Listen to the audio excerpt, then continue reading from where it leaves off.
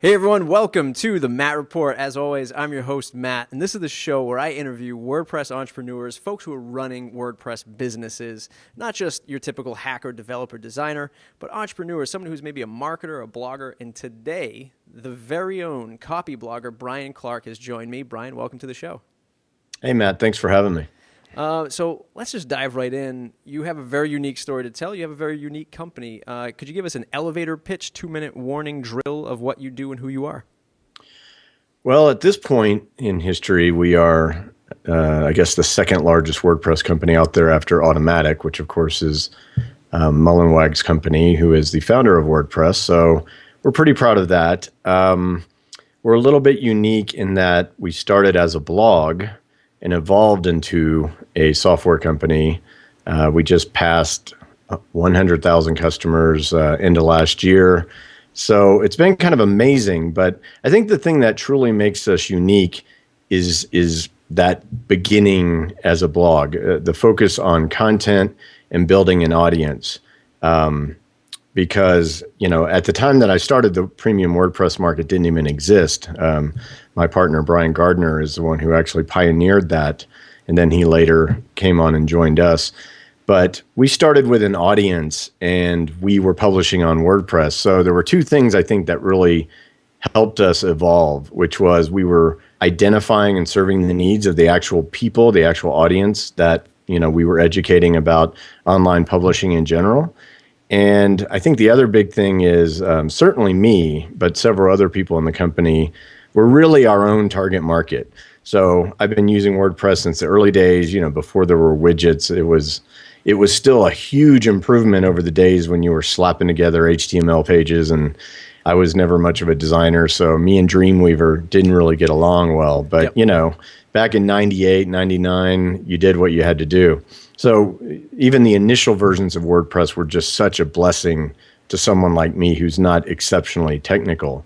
And yet, WordPress is still tough for people. We have this great developer community, but a lot of times developers don't think like normal people. So throughout the years, basically, if I wanted WordPress to do something that it didn't do, number one, and number two, if I wanted to be able to support people who use that function, which in open source software you really don't get, that's how we evolved our product suite. Year after year after year, we kept building something new based on what we saw real online publishers needed.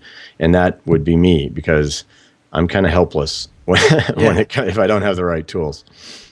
You bring up something very interesting, and as a fan and as a follower, somebody, that I follow you and I learned from you and your company, you and I, are probably like a lot of other folks, we're probably not the most technical developer-centric people around, but you find yourself running a software company. A lot of people don't look at WordPress as a piece of software, but in all essence, you are running a software company. Oh, it absolutely is software. There's no doubt about that. Yeah. Right. Did you ever set out to run a software/tech company?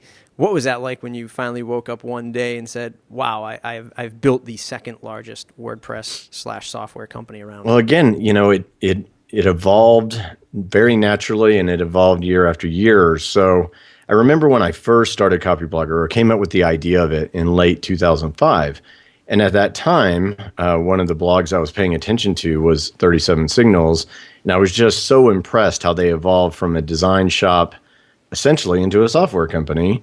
And it was really that blog and that audience that allowed them to do it. So they basically had these, excuse me, they had these core principles about, less is more, simplicity, et cetera. And then they went ahead and created software again for their own internal use. It's something that they wanted for themselves, that they needed for themselves.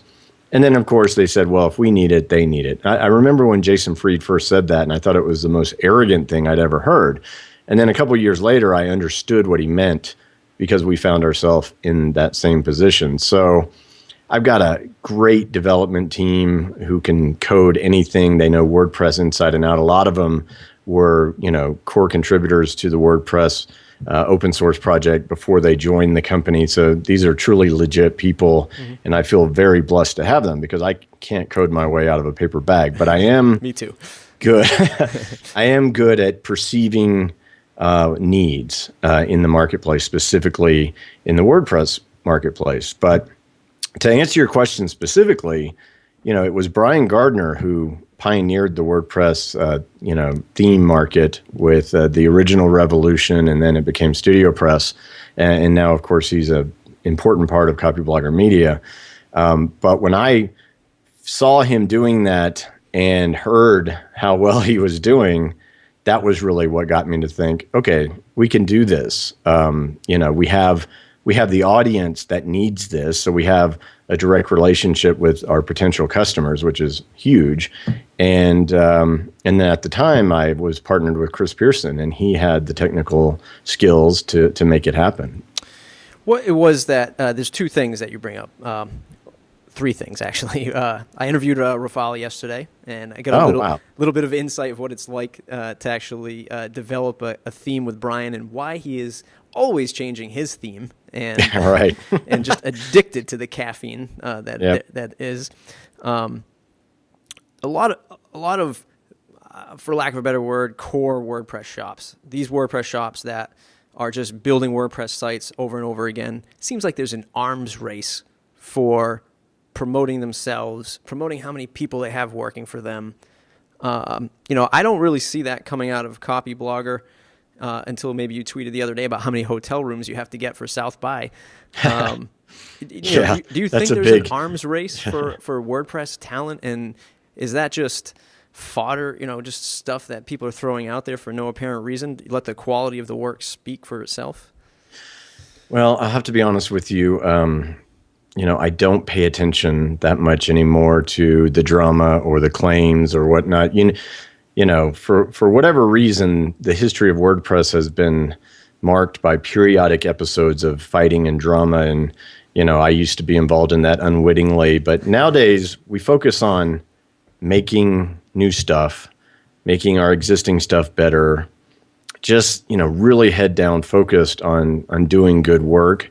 And then also with our content, continuing to educate, web publishers on, whatever their goals may be. We want to help them do that because, of course, that gives them more incentive, I think, to use some of our more advanced tools, maybe our hosting or something like that, because they are meeting their goals, whether they be financial or otherwise, and they need to take it to the next level. So I don't know exactly what you're referring to, but we let the content do our marketing for us, and we let the product speak for themselves. And it works as long as you're really focused on quality on both fronts. Right. And Copyblogger is more than, or seemingly more than, just WordPress. You have things like Scribe, which now integrates with Raven. You have the Entreproducer arm of the company, which is a very unique offering, something you definitely don't see from just your basic WordPress core shop. Is there growth? Should other businesses be looking for growth outside of WordPress? WordPress is a good foundation, a good platform. Do you see Copyblogger going into some more unique software, homegrown software, proprietary to yourselves? Yeah. Well, again, with us, it's always been about content first. So if you read Copyblogger, it doesn't matter whether you're using WordPress or not. The principles are universal for publishing. So there's that. And we also do some training that is not WordPress specific. Other than that, though, WordPress is the most popular CMS on the internet, and that's something that helps our business grow every day, especially at the StudioPress level with our premise software. Our hosting is really starting to pick up steam as word gets around that, we built our hosting platform as content publishers. I don't know of another hosting company that can say that, who really understand the needs and what it's like, to freak out when your content, your entire site is down and stuff like that. Scribe is it works obviously from inside WordPress, but there's also a web version. There's a Joomla plugin. Just between you and I, there's a Microsoft Word version coming out in just a matter of weeks. Interesting. Effectively, you can do all that content marketing function from your desktop, which is pretty revolutionary. So in that sense, because we really are about content and publishing content and content marketing, Scribe needs to work for anybody, right? No matter, especially for content consultants, copywriters, online web writers. They need to be able to work for clients who might be on any CMS. But WordPress is a very, again, if we use it, then I think we have an obligation to recommend it. And hopefully we do our small part to convert people into the WordPress community. But a lot of times people are already on WordPress, and then one way or another, they find us and they realize that we may be able to help them out with some of their needs. Very nice. Actually, one of our listener questions that came in was something about, what type of client do you think, and this was probably more geared towards the StudioPress side, but what kind of client do you think that is that's purchasing the StudioPress themes? Is that somebody who's really in the know and they know how to develop and build themes and they're just looking for a quick solution for a client? Or is it more the small business looking for something pre-built? Yeah, that's interesting. There's a range there. It's pretty diverse because even though with the child theme concept, you have these really turnkey designs, a small business can come in, pick one that they like, and with the flexibility and adjustments that you can make, they can create a fantastic looking website, certainly better than anything I could build, say 98 to 2004, right? It's just no comparison. So there is that aspect. There's also the content creators and consultants who, as part of their service mix to the small business community, will say, hey, let me set you up with a great looking website while I develop your site copy and your ongoing content strategy. So there's that aspect. But at the other end of the spectrum, Genesis itself is a framework that truly talented designers have embraced and have adopted as their starting point, because it does make them faster, and it does include the SEO and the security functions and the support, quite frankly, from us if they go that route. So some of the theme makers have moved, kind of alienated the developer community because they really want to focus on that, small business or do-it-yourself market.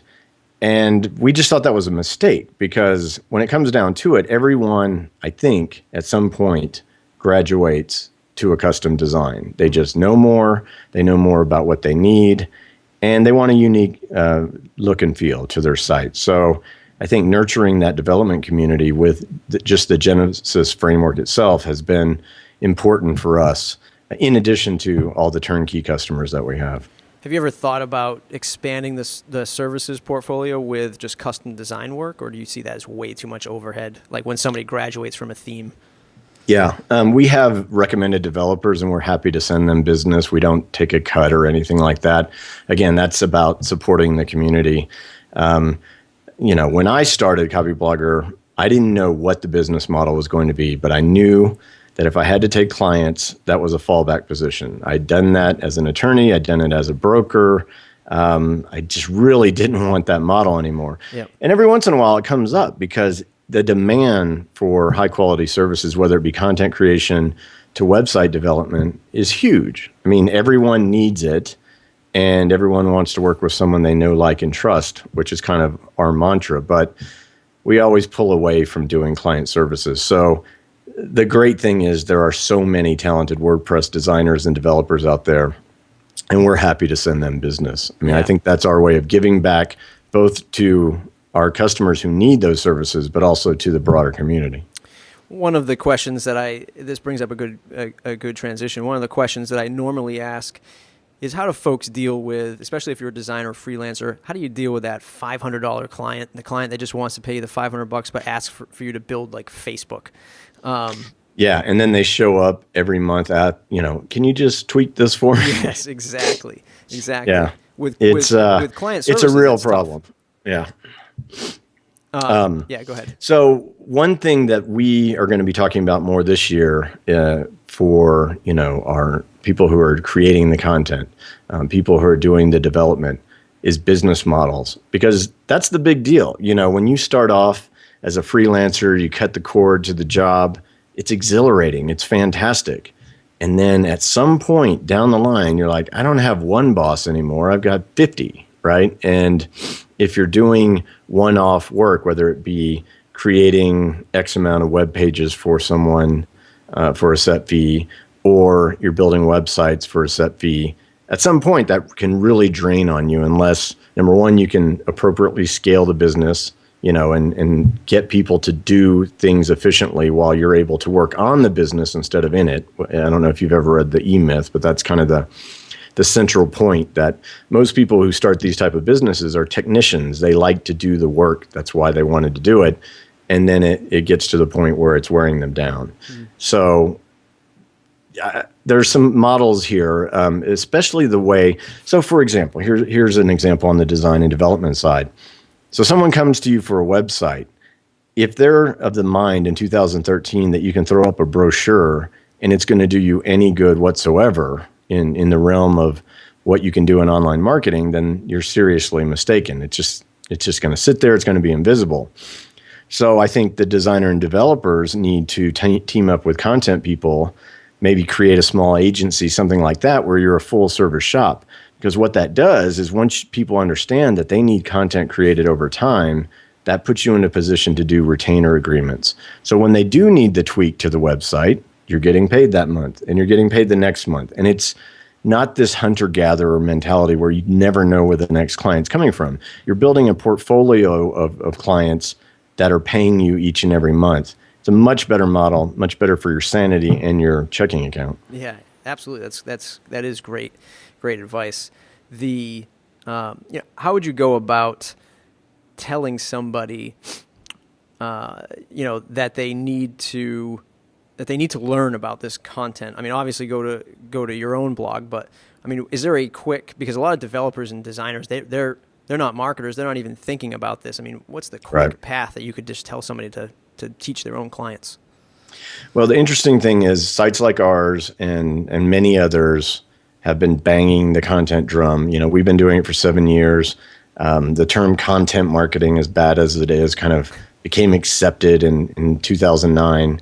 And then in the last couple of years, it's gone mainstream. I mean, people can't escape it, so therefore they begin to accept it.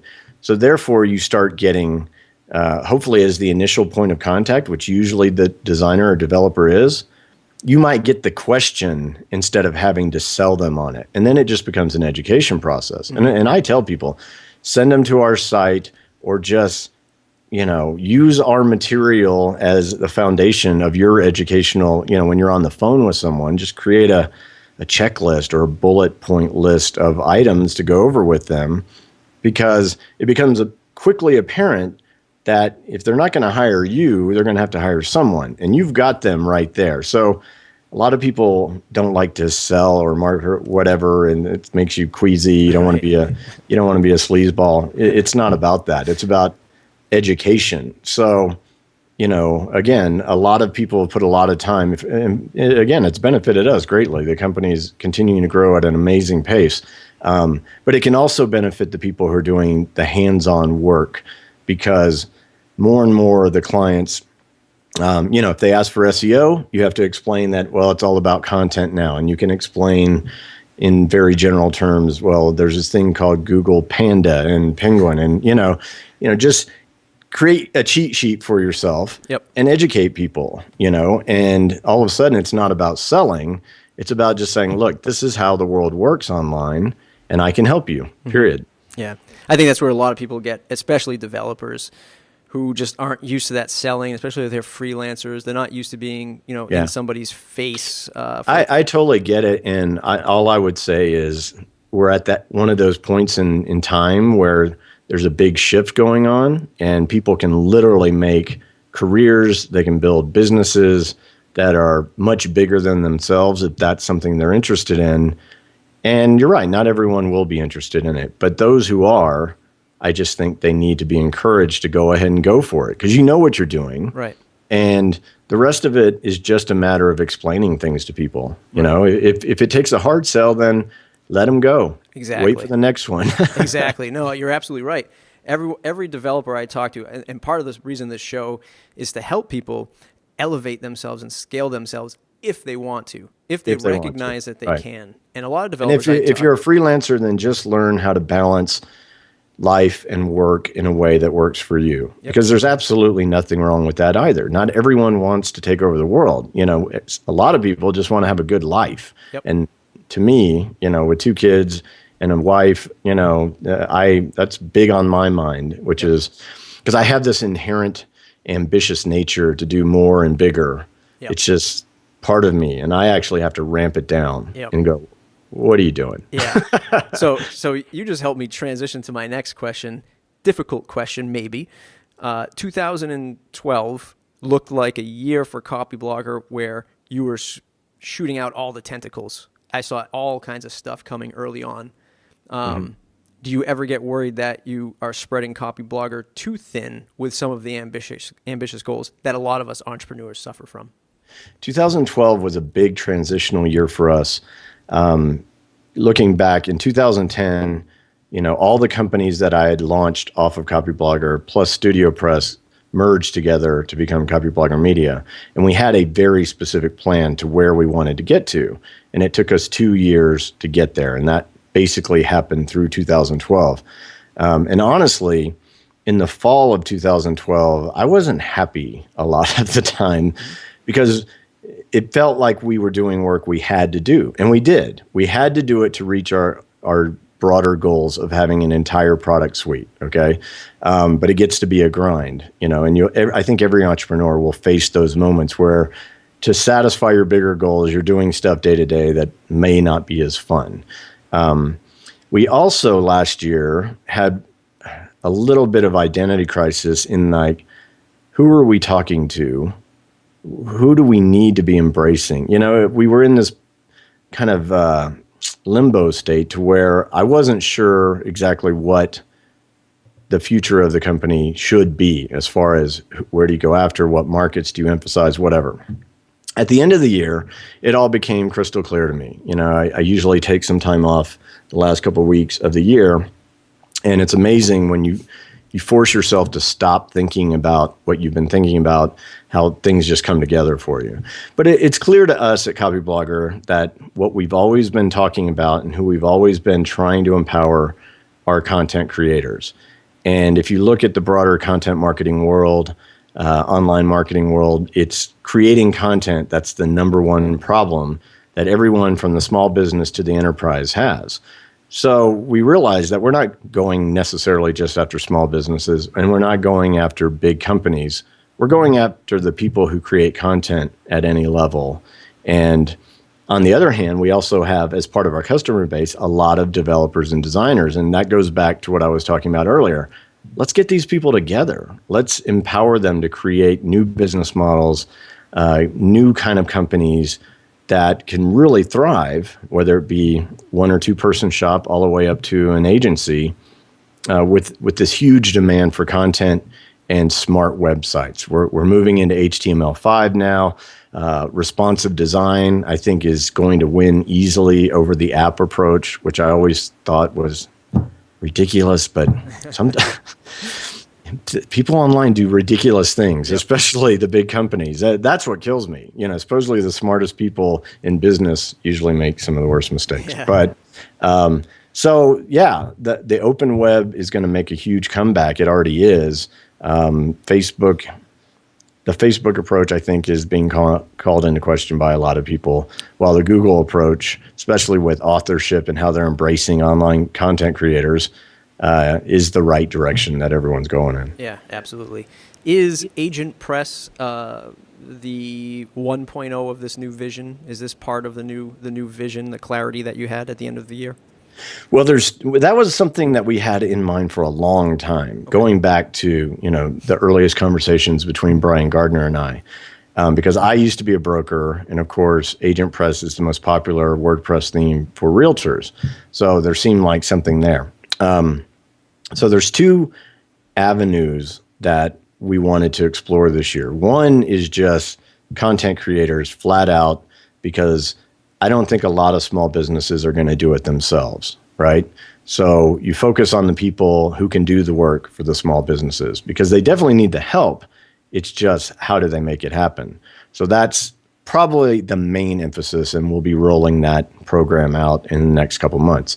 AgentPress is a different approach, which is go vertical, right? Go to a specific industry that you know and understand, and therefore you can talk to them specifically about what you need to do. You know, when you're talking about content marketing in general, it's all broad principles and fundamentals.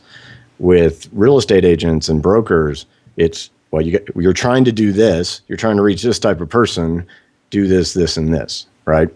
So I don't know how well the vertical approach would scale for us. It would definitely be tough, even though I think that kind of very specific training and solutions is probably the answer going forward. But the great thing about AgentPress is we're having this live training event, and we've got equal parts brokers and agents and equal parts content entrepreneurs. And I just want to get them in the room together and see what happens. That to me is cool. So this is our first live training event. That in itself is a new area for us.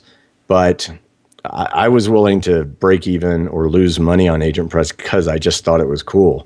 We're doing a little bit better than that. So, I don't see it as a distraction at all. I'm learning so much from doing this, and that's always been my MO. You try new things, you learn more than you ever risk in my book. And luckily, the response to it has been great so far. So I think we'll push forward with that, whether or not we go into healthcare and law and all these other verticals.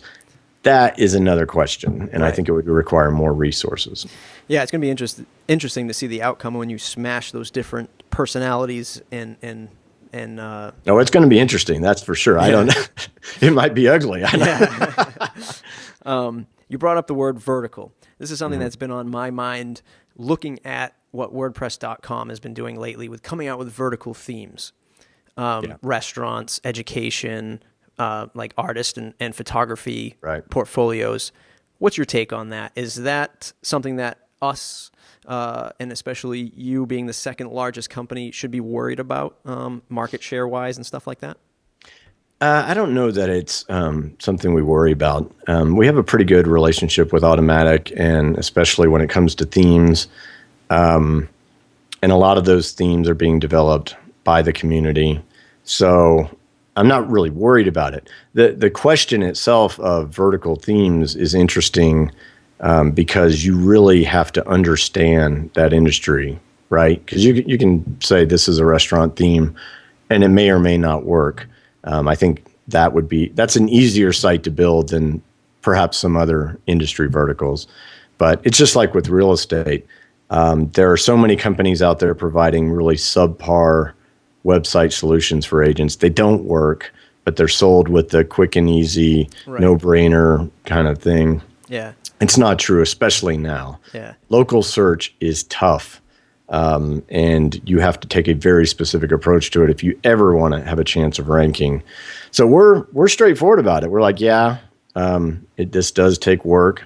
This is like a real media asset you're building here, but the people who will actually do the work, it's just like the earlier conversation about some developers don't want to do it and some do. Well, some brokers don't want to do it, most of them, and some do. And those are the ones who are going to own either entire neighborhoods or entire towns. Yeah. So again, it's this like disruptive time in transition. And those are the times where the truly entrepreneurial people go, I need to put the gas pedal to the ground and go and run hard. Yeah. I mean, I have this, I have these when I see these verticals being released from .com, and I think you are my 30th interview so far, and talking to a lot of people. Not a lot of people are afraid of that, which I guess is good. They're looking at it as, well, at least they're getting the name out there. At least they're kind of pushing these ideas. Mm-hmm. I'm from a background of automotive sales. 50 years, my family owned an auto dealership, and General Motors, and General Motors, nonetheless. And they had 5 different brands with the same exact car. So it was like we saw what happened when they stretched these brands to the same exact car, just on a different brand. We saw what happened to that market share. So when I see that, I'm like, oh boy, this is like an Yeah. assault, if for lack of a better No, word. I mean, I think you've always got to be cognizant of that. So far, Matt has kept his word, Yep. about not wanting to intrude. I think the premium WordPress market benefits him just as much as anything else. Now, at some point, since they are VC funded, and the investors say we need to make more money, then things may change. I don't know, Yeah. but the long and short of it is for us that we see WordPress.com largely as a training ground for bloggers and site builders. And then they realize that, I probably need, my own hosting and I probably need, so at this point, I don't see that we compete against WP.com at all. Yeah. But, going forward, you always have to pay attention. Things always change. That's the only constant we've got.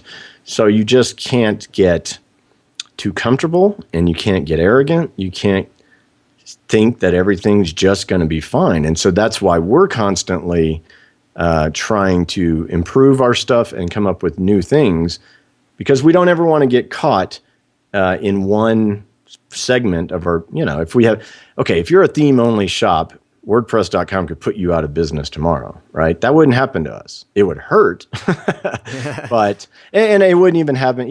It wouldn't happen immediately, Right. But we're diversified enough to where that can't hurt us. And the other thing that about having multiple product lines plus the audience is the opportunity to have a customer that you sell to multiple times because their needs change over time.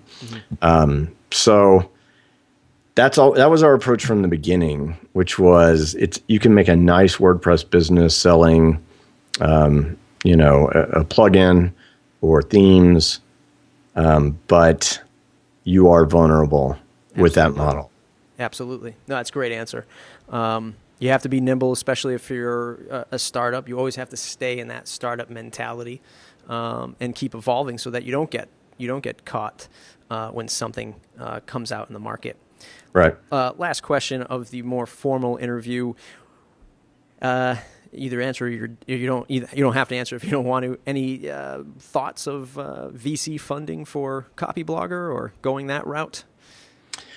HubSpot, perhaps? It's funny. So we've been completely bootstrapped. We grew. We added $1 million in revenue last year over the year before. So we're growing healthily. We were able to also do some serious development on finishing Scribe 4 and add, I think, 8 employees and still maintained our profit margins. So on that hand, you're like, you don't want to take anyone else's money, and just about everyone I talk to who knows the details of where we're at are, they're very cautionary about that.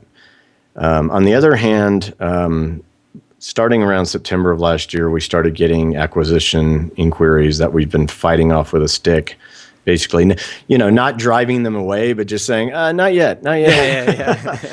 But ultimately, I don't think I want to sell the company. So some sort, like taking pure VC money right now would be silly, I think, for us. And that's just my feeling and basically the advice I've been getting from a lot of smart people. And selling might be a bad idea at this time because I still see we've got a long way to go and I'm really excited about the stuff we've got coming. But the right partner with a little bit of money and a broader customer base, which are some of the people we're talking to, that would be awesome because then you're turned loose with, perhaps a big corporate partner to really grow the company rapidly. So it's nice to be wanted and it's nice to have options. I'm just trying not to let it distract me because we got here by just putting our nose to the ground and trying to serve our audience and our existing customers. Yep. And worst case scenario, that's what happens, then I'm still a happy man. Yeah, no, absolutely. Doing an awesome job so far. I think Scribe is an awesome product. from a business standpoint, because I'm sure you're collecting data, you're building that big data that everyone loves to throw some dollars around. And it's going to be interesting to see what you guys do with that as it matures and as more people adopt it and integrate it into other services like a Raven tools. Right. Awesome stuff. So jump right into the listener questions. This was the question I was supposed to ask at the beginning of the show to break the ice. This one comes from Chris Brogan. Ask Brian what he thinks No, of I'm not Johnny answering Depp. Brogan. Brogan can call me if he wants to ask a question. No. What is... he's not talking about Johnny Depp, is he? He's talking about Johnny Depp. Oh, okay, next question. Derek Halpern says, you could always ask him why he tries so hard at being cool on Twitter. Why do I try so hard to be cool? Yeah. Just tell Derek I'm not trying. Oh, okay. Those are the two. And then the other listener question was what types of audiences you have for clients. So very awesome stuff. Real quick, what's in your toolbox? What piece of software or hardware do you use on a constant basis to get you through your business day? Like an Evernote, a Gmail, an iPad? What do you have on you at all times? Okay. So for one thing, just to reiterate, everything we built for us first. So, from a web publishing standpoint, we use all our own tools with the exception of an email provider. We are not in the email business. That's a tough business. So we leave that to those who are good at it. So we use Aweber for that. Gmail, I spend most of my day in there. I can't say I love it, but it is a tool that I use quite a bit. I just started using Evernote because we had this really kind of silly. We use Basecamp, and I don't like using it, which is ironic given my admiration of 37 Signals. Yep. I just don't like logging in there, but the developers have used it quite a bit. But we started using Evernote to share ideas that we used to share in Google Docs, it worked, but it was kind of primitive, right? And then I have an iPhone and I have an iPad, and they're generally with me. And I'm trying to use the iPad more. I just can't really get myself to go to a tablet. It's not a creation tool. If you get good at it, it can be, but it's consumption, right? So It's more like later in the evening, I'll pull out the iPad. But my MacBook Pro Retina is my best friend. It goes with me everywhere. And I can pull it out and do whatever needs to be done. Nice. Lightning round, I'm going to ask you a series of quick questions. You have a series of quick answers. God, this is quite the production. Yeah, I try. I'm trying to elevate myself, get a little bit better than Brogan. The one plugin that you cannot live without aside from your own. One plugin. It's interesting. I was talking to Sonia, who is, the senior editor of Copyblogger and a partner in Copyblogger Media. And since we've got this technical team, we don't know what's happening most of the time. Like we're becoming more and more helpless because, this WordPress gets updated, Genesis gets updated, plugins get swapped out, changed between, Rafal is the most brilliant designer, he's my favorite, obviously, and I feel lucky to have him. Between him and Gardner and the rest of the dev guys, things just happen. So I'm not even sure what we've got back there. But I will say, props to Automatic. Without Akismet, we would all be drowning in spam. So I'm going to go with Akismet because the amount of spam Copyblogger gets is monumental. I believe it. And even some of it still gets through, and that's a pain. So I would hate to see what would happen without it. Do you have a favorite business book? I read a lot, so that's a tough question. But I'm going to give the answer I generally always give in the context of online publishing and marketing, and that's Seth Godin's Permission Marketing. That I had been publishing online for almost 2 years by the time I read that book, and that's when I realized what I was really doing. I realized the fundamental nature of how the internet works as a direct medium, between people, as opposed to television or radio or other kind of mediated mediums where there's someone you have to talk to in order to reach an audience. That was when I realized that you build an audience, and the best model is probably not advertising. It's probably having something to sell. So that book was released in 99, which was, 14 years ago now? Yeah. And so people think it's not relevant. It's still absolutely relevant. Yep. And I'm glad to see that more and more people are talking about, you know what? Email is still the highest converting sales channel online. And people will still subscribe to things by email. They're just, you got to win their trust a lot more. It takes more effort. It takes better content, and it takes more of it compared to making an offer or trying to sell your stuff. So read Permission Marketing if you haven't. It's only dated in years. It's not really dated in concepts. Awesome. The best business advice you've ever received? Back when I was practicing law as a business attorney, I never liked practicing law much. But I was fascinated by the clients. You get together in a room and they're trying to negotiate a deal or settle a lawsuit, and you'd see, even when in the cases of lawsuits, there's animosity between the parties, you saw that there was a win-win mentality. Like nothing got done, especially on the positive business deals. The guy making the deal was always trying to give the other guy or gal what it was that they wanted that didn't hurt what they wanted, basically, classic definition of a win-win. Yep. And I think people have a lot of stereotypes about business, and it's ruthless and cutthroat and everyone's evil. And, outside of Wall Street, that's not always the case. Right. So, but yeah, it's about making other people happy so that you're happy. And to me, that's what drew me into business. It's what fascinated me about it, that you can be a good person and you can actually do better than a lot of the people that are less generous and less concerned about making everyone happy. So that is not exactly advice that was given to me, but it was something that I observed.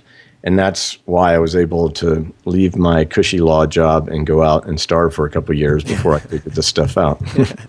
Leave one cushy thing and go bang your head against the wall in another. Right. That's awesome. If you had to switch to another CMS, what would it be? Ooh, that's a horrible question. I don't like anything else. Yeah. And everyone in WordPress is going to kill me for saying this, because Squarespace it's their whole model to poach WordPress people, right? But I hear good things about Squarespace, so I'd probably give that a try if I had to leave WordPress. That was Rafal's answer yesterday. Really? That's a good choice, because he knows what he's talking about. Who should I interview next? In the entire general world? Yeah, that'd be great. No, just in WordPress and running a WordPress business. Know somebody else that's running a unique WordPress business? There's tons of people out there.